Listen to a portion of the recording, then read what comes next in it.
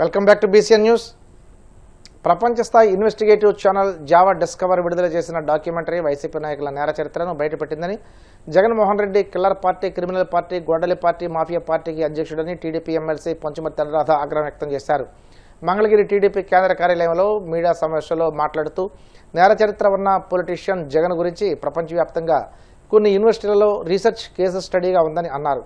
YCP పార్టీని గొడ్డళ్ల party అంటుంటే YCP నేతలు గింజుకుంటున్నారని ఎద్దేవా చేశారు. ఎర్రచందనం స్మగ్లింగ్లో ఉపయోగించే గొడ్డళ్లన్నీ ఇటుపులపై నుండి వెళ్లాయని వైసీపీ నాయకులు తెలుసుకోవాలని అన్నారు. జగన్మోహన్ రెడ్డి ఒక కిల్లర్ పార్టీ అధ్యక్షుడు, ఒక క్రిమినల్ పార్టీ అధ్యక్షుడు, ఒక గొడ్డల పార్టీ అధ్యక్షుడు, ఒక మాఫియా పార్టీ అధ్యక్షుడు, ఒక నేరస్తుడు, నేర చరిత్ర ఉన్న ఒక పొలిటీషియన్. ఇతని గురించి ప్రపంచవ్యాప్తంగా కొన్ని యూనివర్సిటీల్లో రీసెర్చ్ కేస్ స్టడీ కింద కూడా అందరూ కూడా ఇతని చరిత్ర, నేర చరిత్ర చదువుతున్నారనే విషయం అందరికీ కూడా తెలిసిందే. ఇప్పుడు కొత్తగా ఒక ప్రపంచవ్యాప్తంగా గుర్తింపు పొందిన జావా డిస్కవర్ అనే ఇన్వెస్టిగేషన్ ఛానల్, ఒక ఫేమస్ ఇన్వెస్టిగేషన్ ఛానల్ ఈ రోజున planet killers the forest destroyer అనే పేరుతో ఒక కథనాన్ని ప్రచురించింది. కొన్ని లక్షల మంది సబ్స్క్రైబర్స్ ఉన్న ఈ జావా డిస్కవర్ అనే ఛానల్ని ఈరోజు ప్రపంచవ్యాప్తంగా ఎన్నో లక్షల సబ్స్క్రైబర్స్ ఉన్న ఈ ఛానల్ ఈరోజు ఈ యొక్క డాక్యుమెంటరీని నిన్న విడుదల చేయటం జరిగింది. ఎందుకు దాని గురించి చెప్పాల్సి వస్తుందంటే, ఆ డాక్యుమెంటరీలో ఉన్న నేర చరిత్ర ఉన్న మనుషులు ఎవరు అనంటే కొల్లం గంగిరెడ్డి. ఈ కొల్లం గంగిరెడ్డి ఎవరు అని చెప్పి మనం ఆలోచిస్తే రాష్ట్రంలో ప్రతి ఒక్కరికి తెలుసు. ఒక స్మగ్లర్, ఒక ఎర్రచందన స్మగ్లింగ్లో సిద్ధహస్తుడు, ఒక వైఎస్ రాజశేఖర్ రెడ్డికి నమ్మకమైన అనుచరుడు, కడపలో పాలిటిక్స్ని మరి అతను ప్రభావితం చేయగలిగే సమర్థుడు. 2003లో నారా చంద్రబాబు నాయుడు గారి మీద తిరుపతిలో అలిపిరి దగ్గర క్లేమోర్ మైన్స్ దాడిలో ఇతను కూడా ఒక నిందితుడిగా ఉన్నాడు. అంతేకాకుండా ఇతని సోదరుడు జగన్మోహన్ రెడ్డి హయాంలో డిసిసి చైర్మన్గా వెలగబెట్టిన పరిస్థితి. బ్రహ్మానందరెడ్డి అనే ఇతని సోదరుడు డిసిసి చైర్మన్గా మరి జగన్మోహన్ రెడ్డి ఆశీర్వాదాలతో చైర్మన్గా వ్యవహరించిన వ్యక్తి. ఇలాంటి అతను ఈరోజు ప్రపంచ స్థాయిలో ఇతని నేర చరిత్ర మూలాలు, రాజకీయ మూలాలు మొత్తం బయలు చేసిన పరిస్థితి నిన్న. దీని గురించి వైసీపీ ఏం సమాధానం చెప్తుంది అని చెప్పి ఈ సందర్భంగా నేను అడగదలుచుకున్నా. మీరు ఎలాంటి వాళ్ళని ఎంకరేజ్ చేశారు? ఎలాంటి వాళ్ళని జైలు నుంచి తప్పించారు? ఎలాంటి వాళ్ళతో మీరు సత్సంబంధాలు పెట్టుకొని మరి ఆ కుటుంబానికి రాజకీయ పదవులు కట్టబెట్టారో మొత్తం తేట తెల్లమయ్యింది. ప్రపంచ స్థాయిలో ఉన్న పరిచయాలతో, ప్రపంచ స్థాయిలో ఉన్న కంపెనీలతో పరిచయాలు పెంచుకొని ఆ కంపెనీలన్నిటినీ ఈరోజు ఆంధ్రప్రదేశ్కి ఏ రకంగా తీసుకొస్తున్నారో నారా చంద్రబాబు నాయుడు గారు మీరు అందరూ చూశారు. ఈ జగన్మోహన్ రెడ్డి ప్రపంచ స్థాయి స్మగ్లర్తో, నేర చరిత్రతో ఉన్న వ్యక్తులతో సావాసం. నారా చంద్రబాబు నాయుడు గారు ప్రపంచ స్థాయి కంపెనీలతో సావాసం చేసి అవి ఆంధ్ర రాష్ట్రానికి ఎలా ఉపయోగపడతాయో ఆలోచించే నాయకుడు.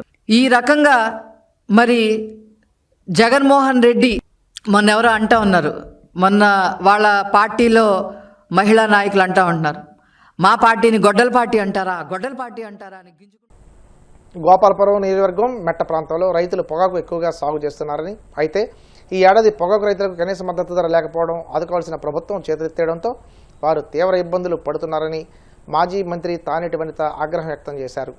కూటమి ప్రభుత్వం అధికారంలోకి వచ్చిన తర్వాత ఏ పంటకు మద్దతు ధర లేని పరిస్థితి నెలకొందన్నారు. అందులో భాగంగా పొగాకు రైతులు కూడా తమ పంటకు గిట్టుబాటు ధర లేక పంటను అమ్ముకోలేక తీవ్ర ఇబ్బందులు పడుతున్నారని అన్నారు. గిట్టుబాటు ధర లేక ఇబ్బంది పడుతున్న పొగాకు రైతులను ప్రభుత్వం తక్షణమే ఆదుకోవాలని డిమాండ్ చేశారు.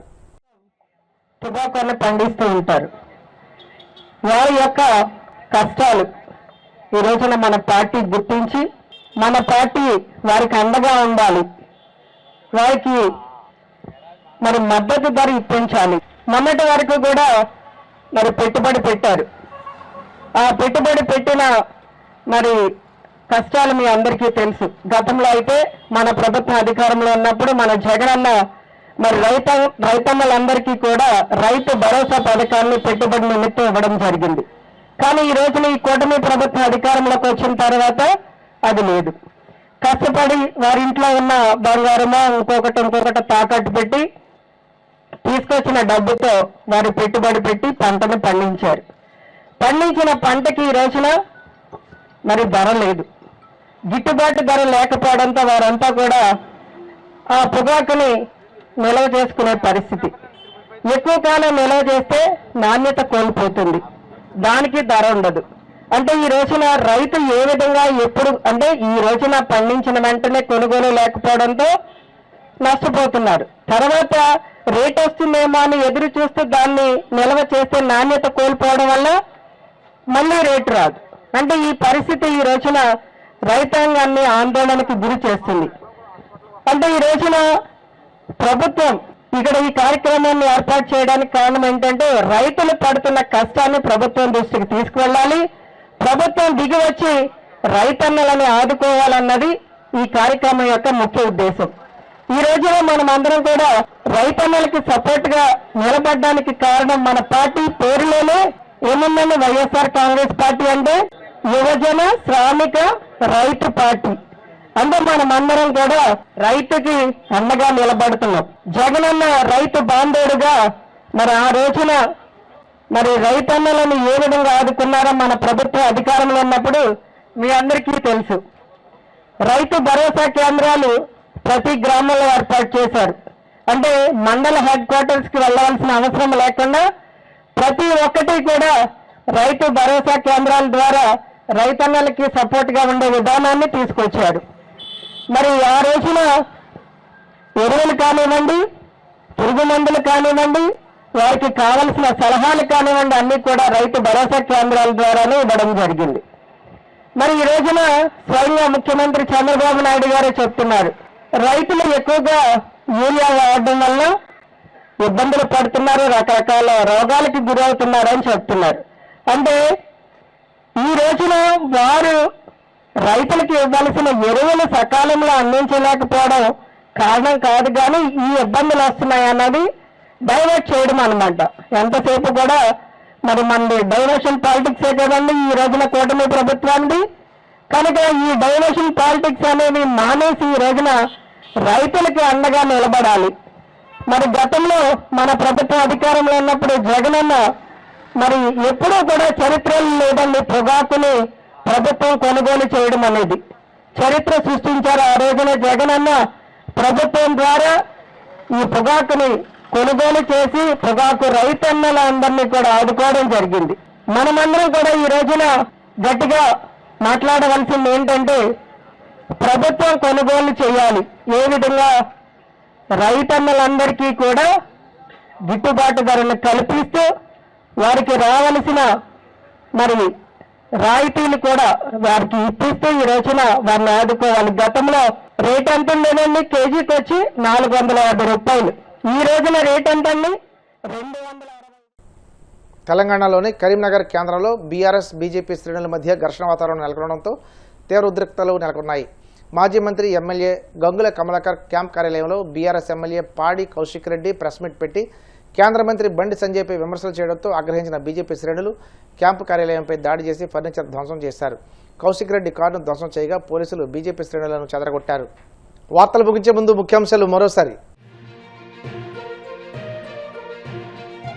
సంక్షేమం, అభివృద్ధి, సంపద సృష్టే ప్రభుత్వ విధానమని ప్రకటించిన సీఎం చంద్రబాబు రాష్ట్ర అభివృద్ధిలో దేశానికి బెంచ్ మార్క్గా నిలవాలని కలెక్టర్లకు దిశానిర్దేశం.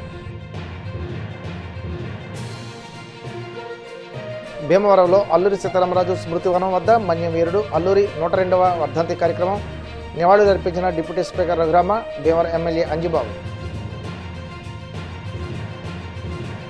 వైసీపీ నాయకుల నేర చరిత్రను ప్రపంచ స్థాయి ఇన్వెస్టిగేషన్ ఛానల్ బయటపెట్టింది.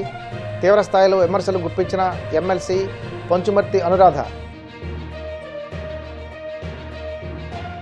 గిట్టుబాటు ధర లేక ఇబ్బంది పడుతున్న పొగాకు రైతులను ప్రభుత్వం తక్షణమే ఆదుకోవాలి.